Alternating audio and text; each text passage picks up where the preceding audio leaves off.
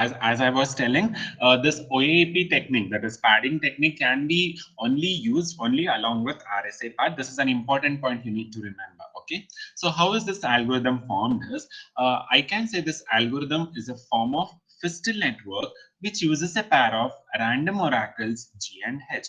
Here, random oracles basically tells you a random keys to process the plain text prior to asymmetric encryption.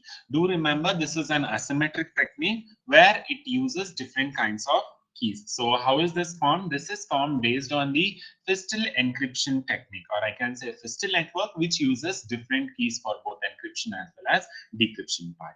So this is actually the representation of your padding technique, that is OAEP technique. You can see there are some terms you need to remember here. In this model, basically P stands for your parameter. I can say it as an encoding parameter. M stands for the message.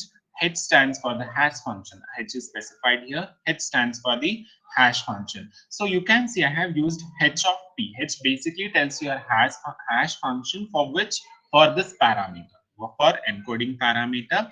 Then DB is basically your data block. MGF is basically your mask. So I had spoke about mask.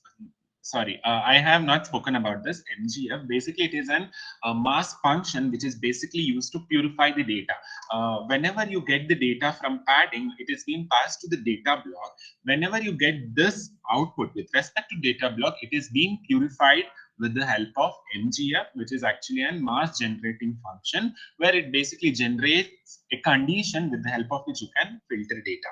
Then one more term, yeah, EM. Basically, we have EM. It is actually an encoded message. Okay, so we use this particular padding technique, encryption technique, only for encoding data. The final output of this technique is the data is encoded. You will get an encoded message there. Okay, so we'll see how this works. So you can see this is divided into two sections. This is one section and this is the another section. In both the sections, I can say combination of your mask function is being used here. A mask function is being used here also. A mask function is being used here also. So I'll tell the flow how it works.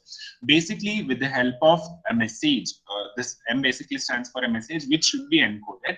It is passed as an input first for the data block. Then you can see these all are the inputs which stands for the data block. One is your P, which basically tells your parameter. H is your hash function. With respect to this parameter, padding as well as your encoded message is an input for your data block. What does this data block does? Basically, data block uses this message, applies the padding concept on it, and the parameter for applying padding concept is your hash parameter, or I can say hash function with respect to this parameter. Now I have some data. In data block, basically we consist of data which we get from the message M. Now this data, we have some huge, if I take an example of huge amount of data, so I should filter that. So I'll apply a function called as MGF function for this data where filter data I get, that is a mask data. I am limiting something with respect to that data. Now on the out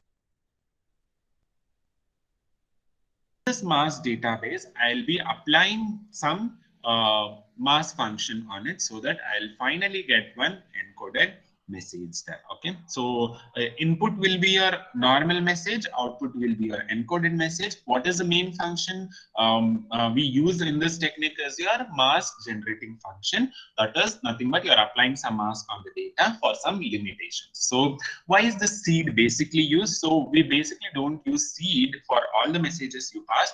It is only used whenever you use this mask data block with respect to which you are applying a seed. Seed is nothing but just a key which I am passing to that particular function, with the help of which I am encoding the data.